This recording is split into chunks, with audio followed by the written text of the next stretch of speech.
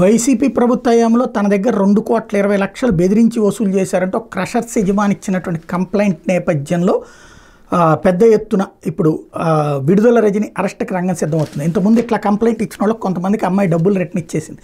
మరి ఇక్కడ ఆ కోణంలో నుంచి చేస్తున్నారా ఇది అనేది తేలాలి. వైకాపా ప్రభుత్వంలో మంత్రిగా పనిచేసిన విడుదల రజని ఆ మరిది విడుదల గోపి అప్పటి విజిలెన్స్ ఎస్పీ జాషువా తనను భయపెట్టి బలవంతంగా 2.20 కోట్లు వసూలు చేశారు. హోంమంత్రి అంతకు శ్రీలక్ష్మి బాలాజీ స్టోన్ క్రషర్స్ వ్యాపారి నల్లపనేని చలపతి ఫిర్యాదు చేశారు. చలపతి తరపున ఫిర్యాదు న్యాయవాది నర్రా శ్రీనివాసరావు గురువారం శౌచాలయంలో మంత్రికి అందించారు. 2020 సెప్టెంబర్ 4న ఎమ్మెల్యే విడుదల రజని పిఏ రామకృష్ణ క్రషర్ వద్దకు వచ్చి ఎమ్మెల్యే కలవమన్నారని చెప్పారు. భాగస్వామి నంబూరు శ్రీనివాసరావుతో కలిసి ఎమ్మెల్యేని కలవగా వ్యాపారం చేసుకునే వాళ్ళు ఎమ్మెల్యేలకు డబ్బులు ఇవ్వాలి కదా, పిఏ రామకృష్ణ కలిసి ఆయన చెప్పినట్టు చేయండి అని హెచ్చరించారు. పిఏని కలిస్తే 5 కోట్లు ఇవ్వాలని చెప్పారు. తర్వాత వారం రోజులకు విజిలెన్స్ ఎస్పీ జాషువా తన సిబ్బందితో వచ్చి క్రషర్ నిర్వహణలో అవకతవకలున్నందున 50 కోట్లు జరిమానా కట్టాలని బెదిరించి వెళ్ళిపోయారు. నెల తర్వాత మళ్ళీ విజిలెన్స్ ఎస్పీ జాషువా ఫోన్ చేసి ఎమ్మెల్యే విడుదల రజనితో మాట్లాడుకోండి, లేదంటే 50 కోట్లు జరిమానా రాసి క్రషర్ సీజ్ చేస్తామని బెదిరించారు. 2021 మార్చిలో మళ్ళీ ఎస్పీ జాషువా పిలిపించి ఎమ్మెల్యే రజనీ మరిది గోపితో త్వరగా సెటిల్ చేసుకోవాలని చెప్పారు.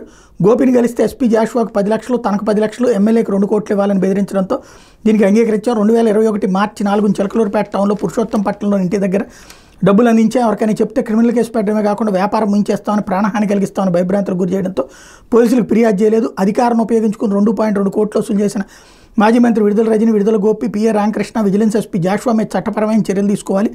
వీళ్ళు అక్రమంగా మా వద్ద వసూలు చేసిన 2.2 కోట్లు ఇప్పించి కుటుంబ సభ్యులకు ప్రాణ రక్షణ కల్పించాలని వింతపత్రంలో పేర్కొన్నటువంటి నేపథ్యంలో అనిత హామీ ఇచ్చారు. కాబట్టి ఈ డబ్బులు రెట్టింపిస్తారా లేకపోతే అరెస్ట్ చేస్తారా ఏంటనేది చూడాలి.